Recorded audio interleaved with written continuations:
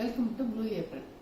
இன்னைக்கு நான் வந்து தால் தட்கா வந்து எப்படி செய்யறதுன்னு காமிக்கிறேன். இது வந்து பஞ்சாபி வந்து ஒரிஜினல் தால் தட்கா பஞ்சாபி ஸ்டைலில் எப்படி செய்யறதுன்னு காமிக்கிறேன். இதுக்கு வந்து சைட் டிஷ் வந்து செட்டிநாடு வந்து உருளைக்கிழங்கு வந்து ஃப்ரை வந்து ரொம்ப நல்லா இருக்கும். அது வந்து நாளைக்கு அந்த வீடியோ போடுறேன். இன்னைக்கு வந்து தால் தட்கா எப்படி செய்யறதுன்னு பார்க்கலாம். அந்த வீடியோக்குள்ள போகலாம். அதுக்கு வந்து முதல்ல ஒரு 100 கிராம்ஸ் வந்து துவரம்பருப்பு வந்து நல்லா கழுவி வச்சிருக்கேன். கழுவிட்டு அதில் வந்து இது மூழ்கிற அளவு வந்து தண்ணி ஊற்றிக்குங்க.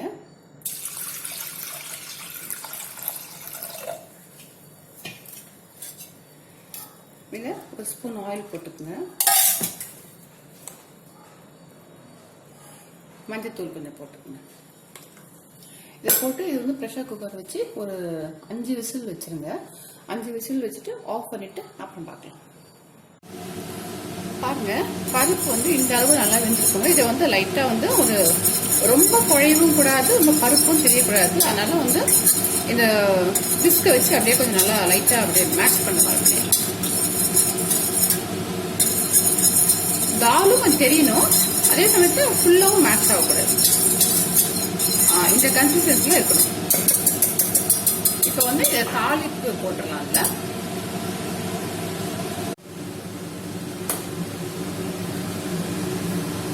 முதல்ல ஒரு கடாயை வச்சுக்கோங்க. அது வந்து ஆக்சுவலாக பஞ்சாபி இது தால் தட்கா வந்து ஃபுல்லாக வந்து கீழ தான் பண்ணுவாங்க. ஆனால் நம்ம வந்து நான் வந்து ஃபுல்லாக கீழ பண்ணால் கொஞ்சம் நமக்கு திகட்டுற மாதிரி இருக்குன்னு சொல்லி கொஞ்சம் ஆயில் போட்டுட்டு அப்புறம் வந்து கீ போட்டுப்பேன்.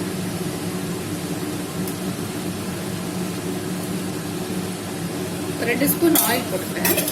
நீங்கள் வந்து ஃபுல்லாக கீழ பண்ணுறேன்னா பண்ணுங்க. அப்போ வந்து ஒரிஜினல் அந்த டேஸ்ட் வரும். எனக்கு கொஞ்சம் ரொம்ப திகட்டுற மாதிரி இருக்குன்னு சொல்லிட்டு நான் வந்து கொஞ்சம் ஆயில் போட்டுட்டு அப்புறம் வந்து ஒரு 3 ஸ்பூன் வந்து கீ போட்டேன். இந்த கீ வாசனையோட சாப்பிட்டு மணக்க மணக்க சூப்பராக இருக்கும். டேஸ்ட்டாக அப்படி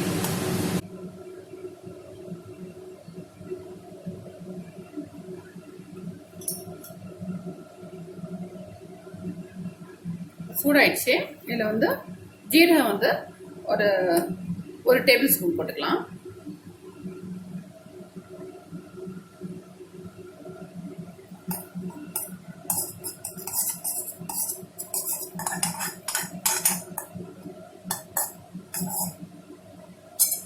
இதில் வந்து ஒரு 2 காஞ்ச மிளகாய் போட்டுக்கிறேன்.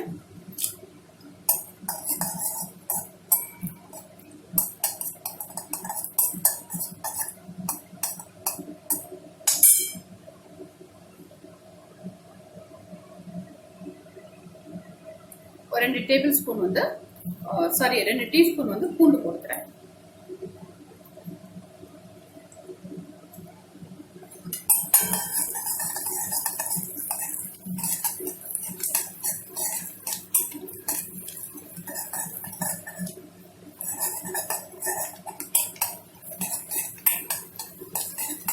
இது நல்லா அப்படியே ஃப்ரை ஆகட்டும்.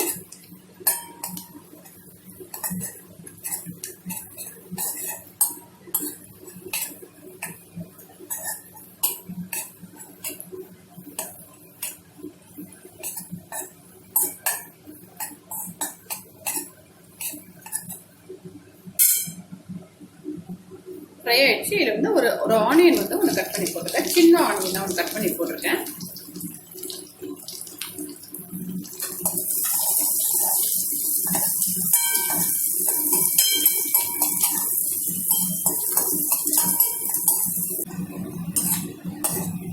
இதுக்கு சைட் டிஷ் வந்து உருளைக்கிழங்கு ஃப்ரை தான் வந்து சூப்பர் காம்பினேஷன் இது. ஏன்னா இது கொஞ்சம் தால் வச்சு கொஞ்சம் தப்புன்னு இருக்கும். அது உருளைக்கிழங்கு ஃப்ரை வச்சோன்னா சூப்பராக காம்பினேஷனாக இருக்கும். சுட சுட சாதம் வச்சு அதுக்கு நீ போட்டு ரொம்ப நல்லாயிருக்கும். இது வந்து சப்பாத்தி ரொட்டிக்கெல்லாம் கூட நான் அதுக்கெல்லாம் கூட சைட் டிஷ்ஷாக ரொம்ப நல்லாயிருக்கும். வதங்கிடுச்சு. இப்போ வந்து ஒரு சின்னதாக ஒரு தக்காளி வந்து கட் பண்ணியிருக்கேன். அதை போட்டுடலாம். நீங்கள் கண்டிப்பாக அதை ட்ரை பண்ணி பாருங்கள், ரொம்ப நல்லாயிருக்கும்.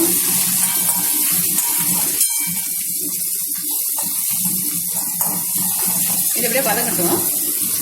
இப்போ தக்காளி நல்லா வதங்கிடுச்சு. இதில் திருப்பி ஒரு பிஞ்சு வந்து மஞ்சத்தூள் போட்டுருங்க.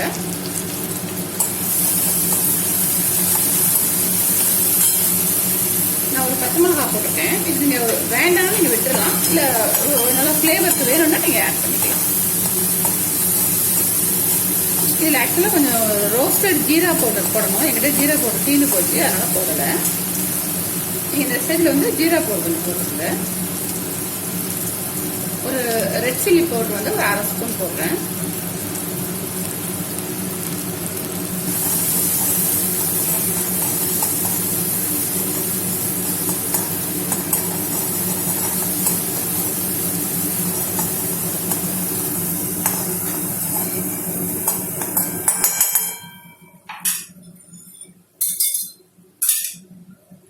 இப்போ வந்து தால் இருக்குல்ல, அதை விட்டுறலாம். அதில்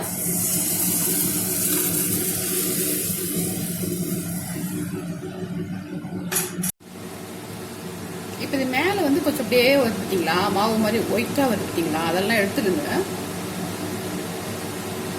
இப்போ ரெடி ஆயிடுச்சு பாருங்க. இப்போ ஆஃப் பண்ணிடலாம் ஸ்டவ்வை. ஆஃப் பண்ணிட்டு இன்னும் ஒரு தடவை வந்து ஒரு தாளிச்சு அதில் போடணும். ஆஃப் பண்ணிடுறேன்.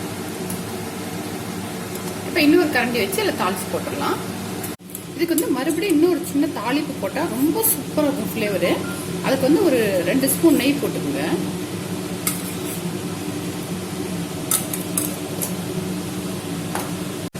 ஒரு 1/2 ஸ்பூன் ஜீரகம் போட்டுக்கோங்க.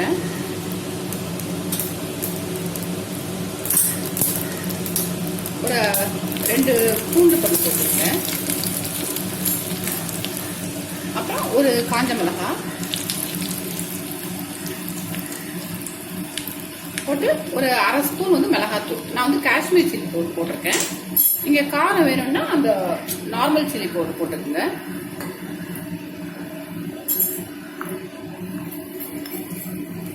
இந்த தாளிப்பு போட்டு மேலே ஊற்றிட்டீங்க, அந்த ஃப்ளேவர் வந்து அவ்வளோ நல்லாயிருக்கும். நீங்கள் கண்டிப்பாக இதே மெத்தடில் ட்ரை பண்ணுங்கள், சூப்பராக இருக்கும். ஆஃப் பண்ணிடுறேன்.